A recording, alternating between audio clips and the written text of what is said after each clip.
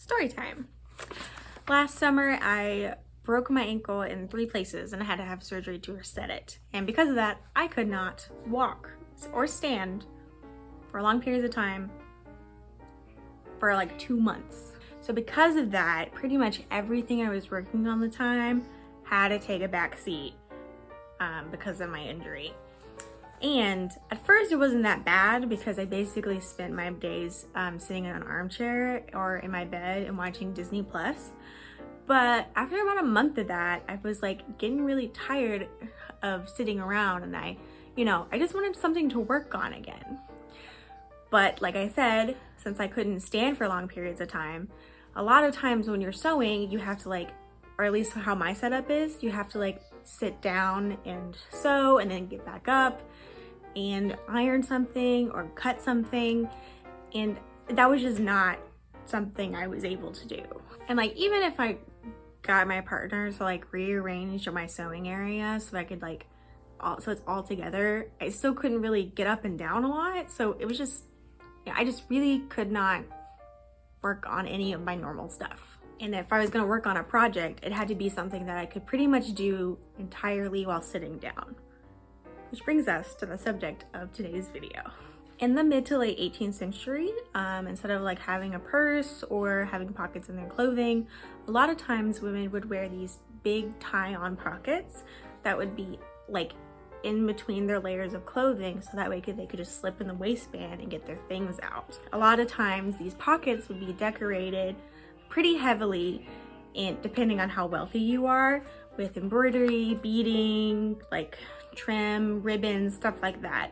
And I'd been wanting to make one, but since I don't have a digital embroidery machine, and I didn't have the money to buy one, I knew that if I was gonna make one of these, the embroidery would have had to have been done by hand. And I had been wanting to also learn embroidery anyway, but I just hadn't had the time to figure it out yet.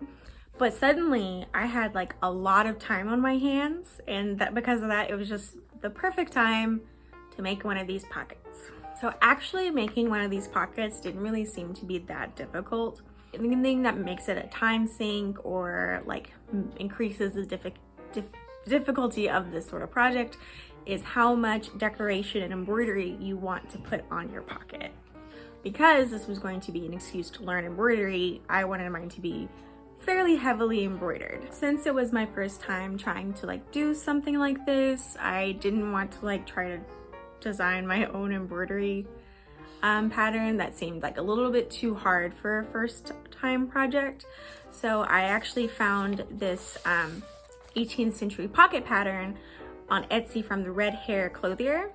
She also has a version where you can buy a kit that comes with the materials, but I got the digital version that just comes with the embroidery pattern and the instruction booklet. I really recommend this pattern. The instructions were very clear and very easy to understand, and the design is really nice.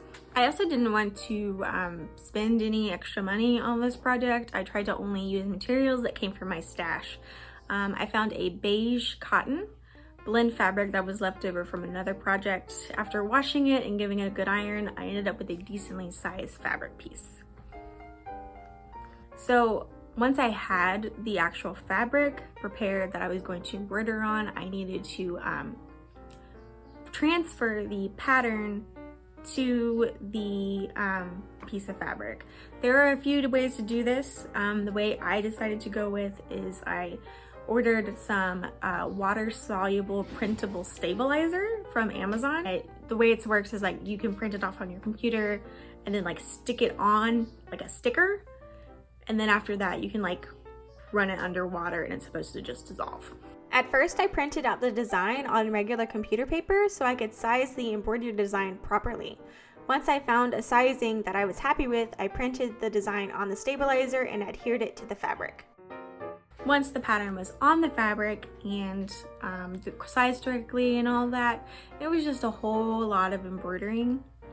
The pattern did come with suggestions of what kind of stitches to use for the design.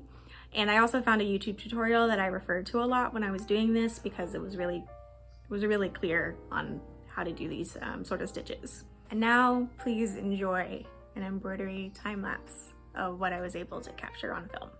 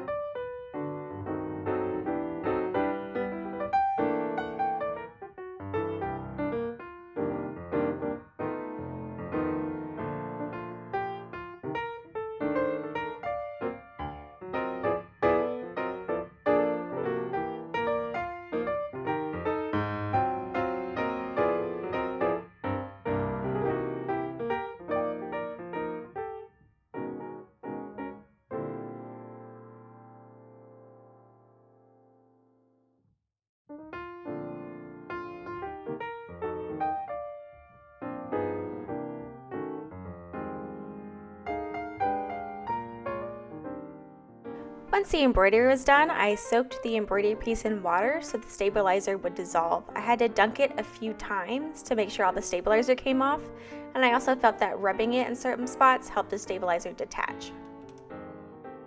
After leaving it to dry overnight, I also put it on a tumble dry just to get rid of some of the stiffness that was in the piece. I cut the embroidery piece into the correct shape by trimming off the excess fabric. See that I'm following the outline of the embroidered piece and just leaving a little bit of room for a seam allowance.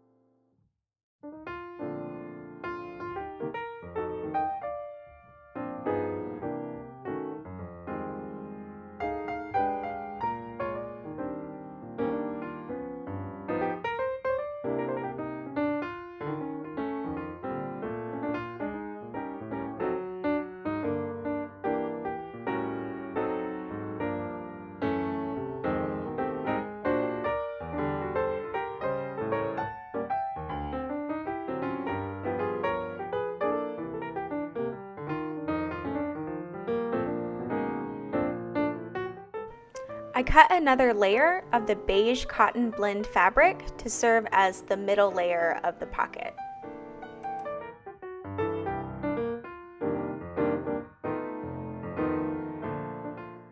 This layer will serve as a barrier for the embroidery and the inside of the pocket where my belongings will go in.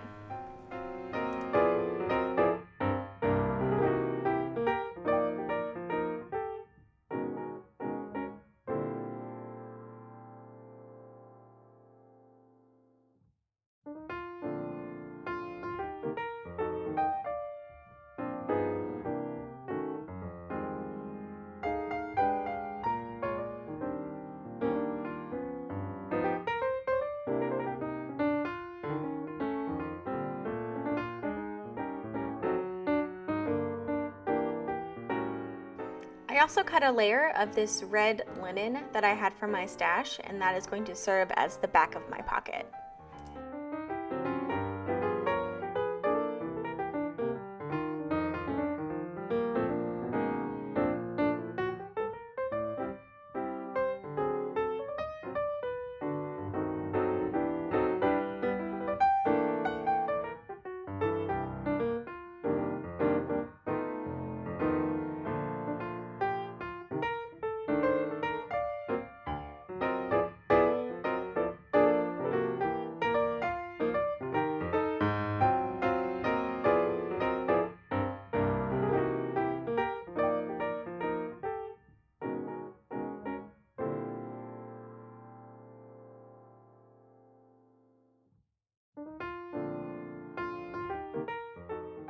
I then basted the two cotton pieces together with a running stitch, thus making them one piece.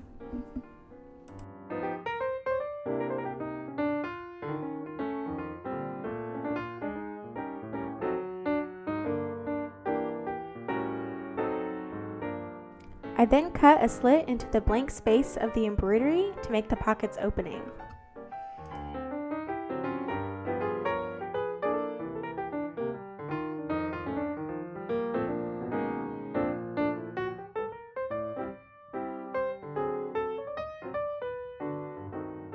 I then bound the opening's edges with twill tape.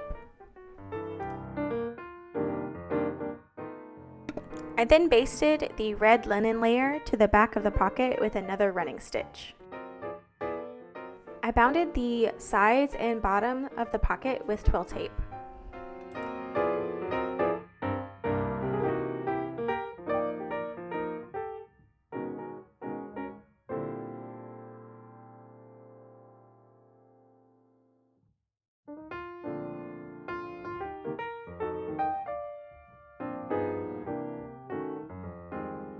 I attach the twill tape by going in with these very, very tiny, even whip stitches.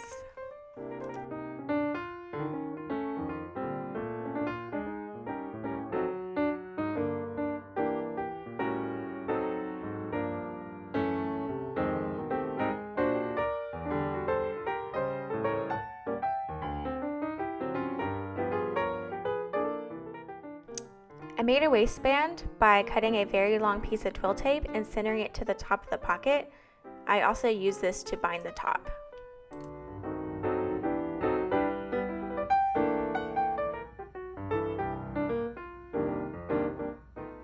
I really love how this project turned out.